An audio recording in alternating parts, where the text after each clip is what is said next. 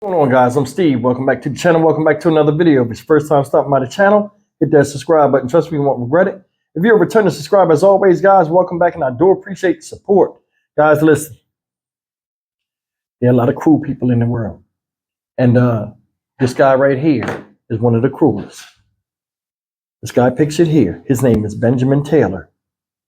He's currently under arrest.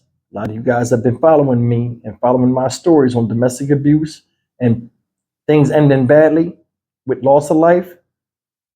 This guy right here, you remember him. This guy was out there in Charlotte, North Carolina. Shout out Charlotte. I covered this story last month.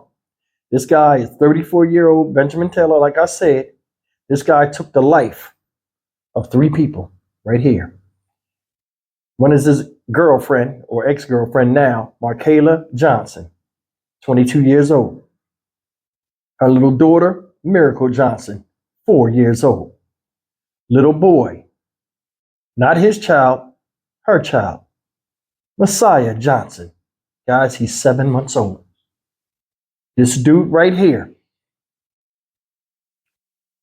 has made his court appearance because he was arrested last month out there in California after he fled.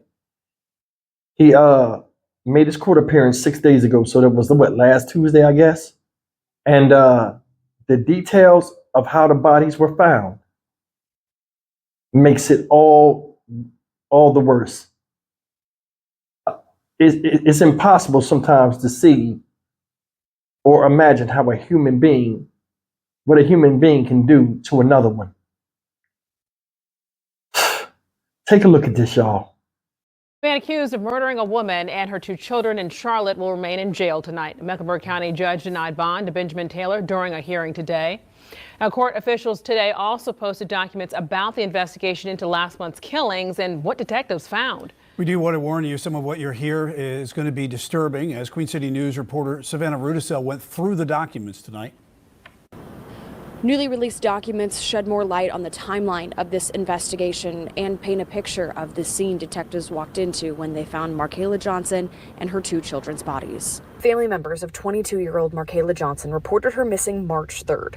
2 days later, Charlotte-Mecklenburg police detectives went with the family to her apartment, knocked, but got no answer. Officials began asking for the public's help in finding Johnson and her children March 8th. Chief Johnny Jennings says his team used those 5 days to figure out what type of missing persons case this may be. Generally, we try to get those out as quickly as possible, particularly when someone's in danger or we feel like there might be foul play involved. It took another week for detectives to request a search warrant for Johnson's apartment. Queen City News chief legal analyst and former Mecklenburg County chief magistrate Khalif Rhodes says this is about a typical timeline for a missing persons case without hard evidence of a crime. What a detective doesn't want to do is go to the magistrate's office with like 20% of the story. You know, now they may not have the 100% of the story, but they want to walk in there with being able to paint a picture of, look, I think a crime has occurred, or I believe that there may be in the commission of a crime. Surveillance video of Johnson's boyfriend, Benjamin Taylor, fleeing the state on a bus helped detectives show probable cause and obtain the warrant. Police entered the home on March 15th and found Johnson's body. Detectives believe her killer tried to hide the evidence as she was inside a plastic container and there were scented candles and air fresheners throughout the home. Detectives then found the bodies of her 2 children, ages 4 years and 7 months, inside the trunk of Taylor's car in the parking lot. The next day, March 16th, authorities arrested Taylor in California near the U.S.-Mexico border. Johnson's family says Markayla, Miracle, and Messiah deserved much better. I just want to say, I miss my baby. I miss my grandkids. She was a good person, and everybody knows Kayla would do anything for you. She didn't deserve this. All 3 of the victims' autopsies are still pending. Taylor is next scheduled to be in court April 26th. Reporting in Uptown, Savannah Rudisell, Queen City News. Guys, for a lot of y'all not familiar with the story, and may these 3 victims rest in peace. Story goes something like this. She's from South Carolina. She meets this guy. I guess it's online. No, she met him when he was down there. He went and visited.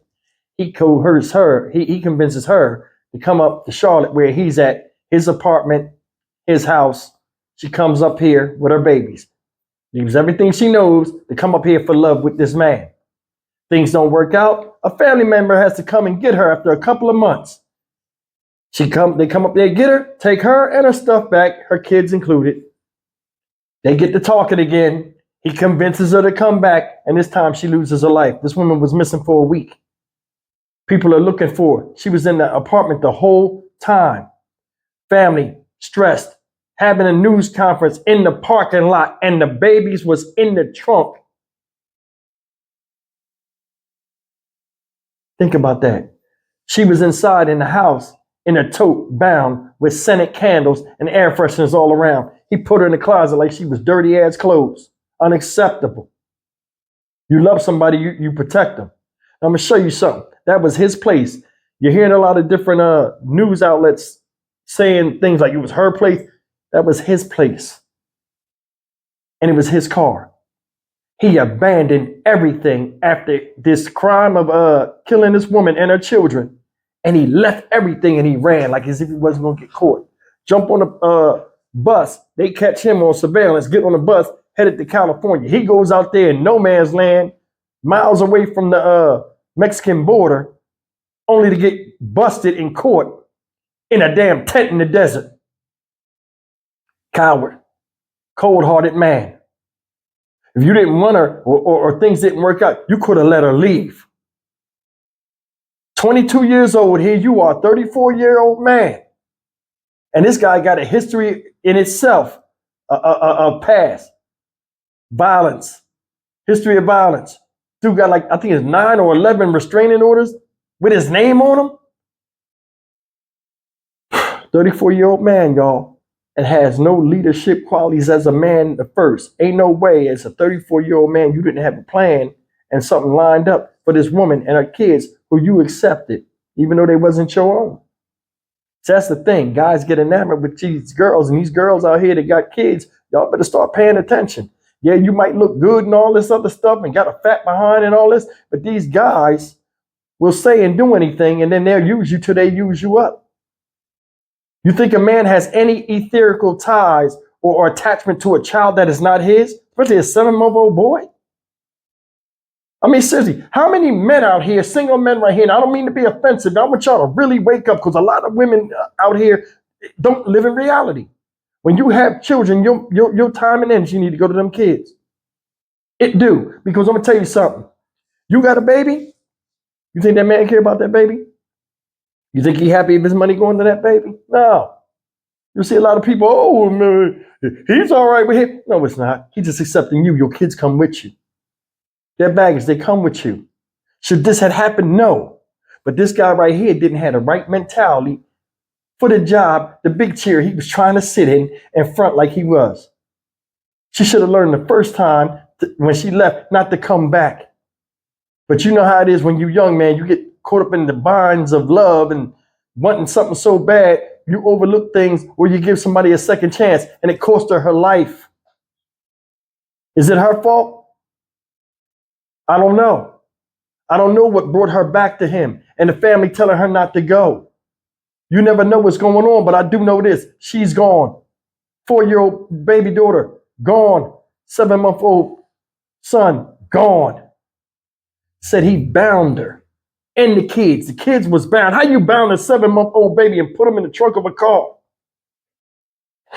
Think about that. That took some balls right there.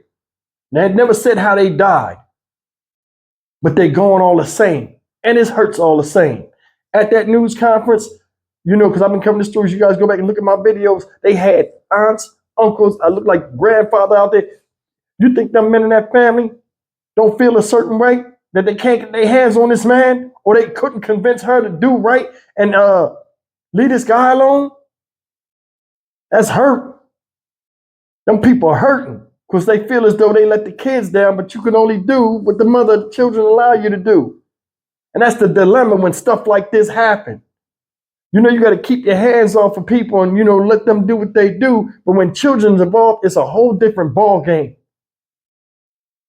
What kind of man are you that you'll take the life of a baby and a toddler? She's 4 years old. Look at them kids. Look at them. Cute as can be. Free from a lot of the stuff that weighs us down as human beings and adults in the world. They have not yet been introduced to that craziness. Now, I will tell you this, and I ain't feeling this neither. The minds of young children are very impressionable and they need to be protected. They was fighting and had a history of fighting back and forth in front of them kids. That's not a good environment to grow up with for a healthy young mind. It's not. If a man will punch you and fight you in front of your kids, he ain't the one for you. And it ain't just about the physical, it's about the mental and the verbal. Man, I've seen people argue and say some of the most wildest stuff out their mouth, and kids be sitting there listening. No discretion no more. This dude was never a man from the jump. He's a coward. Caught in a damn PP getting arrested by police. Try to cut his dreadlocks off. No, get your dumb ass out of here. I'm telling you, this is why I couldn't be a cop. Because knowing what he did, I'd have been out there and beat him to death. I'd have beat him to death. Man, it's crazy how human beings do each other, man. For real. You kill these people in your apartment, you could have just let them go. You still be out. Telling you, he's 34, she's 22. In all of these cases, some of y'all might disagree. There's something in the commonality, regardless of the age, that bring people together. I think he had the mind of a kid, and he proved it when he did, and then how he tried to escape. Air fresheners and candles. You think this is Silence of the Lamb, the movie 7? No plan. No plan at all. No plan when he had the girl and building a life together and something beneficial for adequate growth of kids. No plan. No plan in his escape when he did what he did, throwing kids in the trunk of a car and leaving your car. You left your apartment, you left your car. What kind of argument was that? The way you take the lives of the people, bury them in your house, and then run off like the coward that you are. You stuck babies in a car, trunk, bound. I can only imagine their last moments. And I don't want to even think about that. But I mean, this is a reality. The horror that you had and the war you had in you had nothing to do with them babies. Calling for the mother, and the mother never come because she's already gone, most likely. I guarantee you, when him and her was fighting and it came down to the clothes, and she probably begged for her life, being overtaken by a man. But he's a kid himself, so he's in a blind rage. Fucking coward. If it was up to me, he'd have been shown the flowers immediately. I don't give a damn if they ain't got none in the desert. I'd have took a pot of poinsettias out there and put them in his face and blew hamburger meat all over that fucking sand. Sick of this shit. I'm Stock Market Steve for the Dynamic Reason channel. As always, like, comment, share, and subscribe. I'll see y'all in the next video. Take care.